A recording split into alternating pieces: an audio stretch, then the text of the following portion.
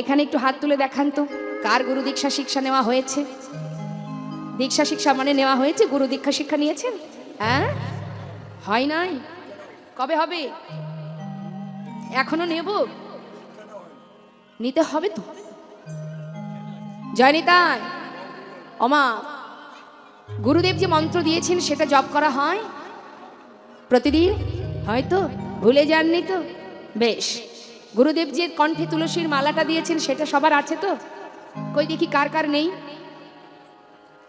নেই কার কার? একটু হাত তুলে দেখান। গেল কোথায় মালাটা? রেখে দিয়েছেন যত্ন করে? বাবা বাবা, ছিঁড়ে গেছে। বেশি তো দাম নয়, করুণাময় কৃপাময় এমন একটা মালা আমাদের জন্য দিলেন যেটা সবাই পড়তে পারে। যারা হিন্দু সনাতন ধর্মে দীক্ষিত অবশ্যই তুলসীর মালা পড়তে হবে। আমরা পড়ি না কেন? আমাদের একটু লজ্জা হয়।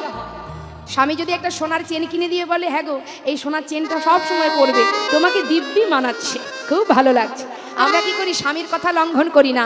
স্বামী দিয়েছে, যদি খুলে রাখি আমার স্বামী কষ্ট পাবে, তাই না? তাহলে স্বামীর কথা আমরা অমান্য করি না, খুব ভালো কথা। কিন্তু যিনি জগৎপতি,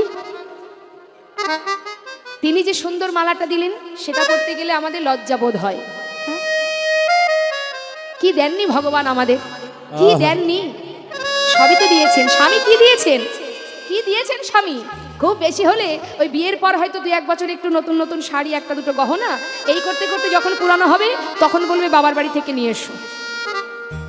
5 লাখ টাকারই জিনিস দিক বাবা, হ্যাঁ? কিন্তু ভগবান কি দিয়েছেন আমাদের? কি দেননি তিনি আমাদের? আস্তে 84 লক্ষ জনই ভ্রমণ করে তবেই এত সুন্দর দেহটা পেয়েছি মা। 1 দিন 2 দিন নয় গো, অনেক সাধনার ফল এই দেহটা, অনেক সাধনার। 1-2 দিনের নয়, 84 লক্ষ বার পৃথিবীতে এসেছি আর চলে গেছি। কীটকুলে, পশুকুলে, পক্ষীকুলে, বৃক্ষকুলে কতগুলি জন্ম পেয়েছি। আর শুধু তার কাছে শুধুমাত্র নিবেদন জানিয়েছি যে তুমি যদি মানব দেহ দাও, ভাবে গিয়ে তোমার নাম করব। কথা দিয়ে এসেছি সবাই, তাই না? জলজা নবলক্ষানি স্থাবরা বিংশতি, ক্রিমিয়া রুদ্র সংখ্যা পক্ষিণাং 10 লক্ষকম, 30 লক্ষানি পশুমানুষ্ঠ 24 লক্ষানি মানবা। বাবা, জলের প্রাণী হয়েছি 9 লক্ষ বার, গুনবেন মা। সময় চলে গেলে আর পাওয়া যায় না, আমরা সবাই জানি। জলজা নবলক্ষানি, 9 লক্ষ বার হয়েছি জলের প্রাণী। জলের মধ্যে যত প্রাণী আছে, মাছ হয়েছি, ব্যাঙ হয়েছি, তাই না? তার মধ্যে শেষ জন্ম হলো শঙ্খ জন্ম। যেদিন আমরা শঙ্খ হয়ে জন্ম পেলাম, যেদিন ভগবানের সেবায় শঙ্খ বেজে উঠল, সেদিন হতে আমরা জলজ প্রাণী থেকে মুক্তি পেলাম। সেখান থেকে আমাদের পাঠিয়ে দিল স্থাবরা বিংশতি, অর্থাৎ বৃক্ষকুলে। কত কুলে জন্ম পেলাম? আম হলাম, জাম হলাম, কাঁঠাল হলাম। সেই বৃক্ষ হতে হতে অবশেষে আমরা তুলসী হয়ে জন্ম পেলাম। সেই তুলসী বৃক্ষ জন্ম নেবার পর যেদিনে তুলসী পত্র ভোগের থালায় দিয়ে গোবিন্দায় নম বলে নিবেদন করলো, যেদিনে তুলসী পত্র গোবিন্দের চরণে দিল, সেদিন বৃক্ষকুলে থেকে আমরা মুক্তি পেলাম।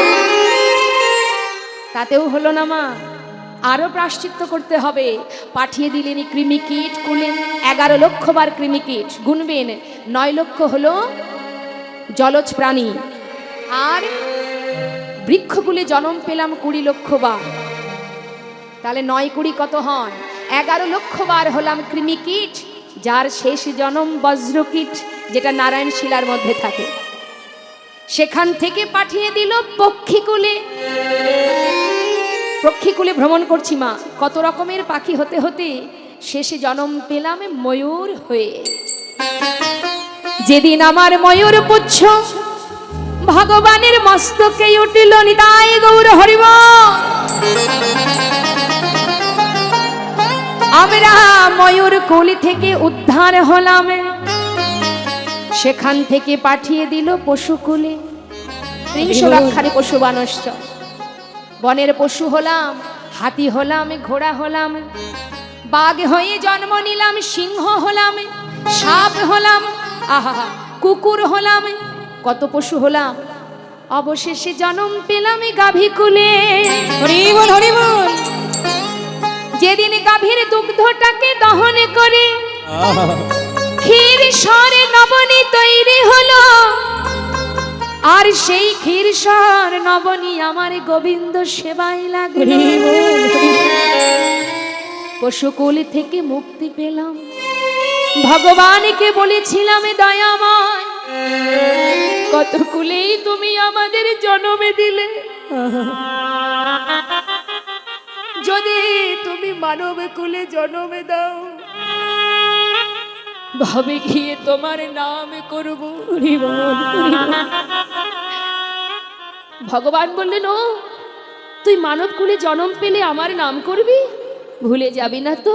বেশ, পাঠিয়ে দিল মানব কুলে ৪৪ মানবা, মানব কুলে জন্ম দিল। কিন্তু তাতেও হলো না মা, কখনো হলাম অন্ধ, কখনো হলাম বোবা, কখনো হলাম খোড়া, কখনো হলাম বধির। দেখবেন মা, যারা চোখে দেখতে পায় না তারা জানে অন্ধ জীবন কত কষ্টের। গুরুজনরা বলে তাদের সন্তানকে, বাবা এমন প্রতিবন্ধী কাউকে দেখলে ব্যঙ্গ করো না। কেন বলে? সেই কুলে তো আমরাও জন্ম পেয়েছিলাম। যেজন অন্ধ সেজন বলে, দয়াময় মানব কুলে তুমি জন্ম দিয়েছো ঠিকই, কিন্তু এমন ভাবে কেন জন্ম দিলে? সবাই তোমায় দেখতে পায়, কিন্তু আমি কেন দেখতে পাই না? যেজন বোবা কথা বলতে পারে না, সেজন কেঁদে কেঁদে বলে, দয়াময় মানব কুলে জন্ম দিলে, কিন্তু বলবার মতো শক্তি দিলে না।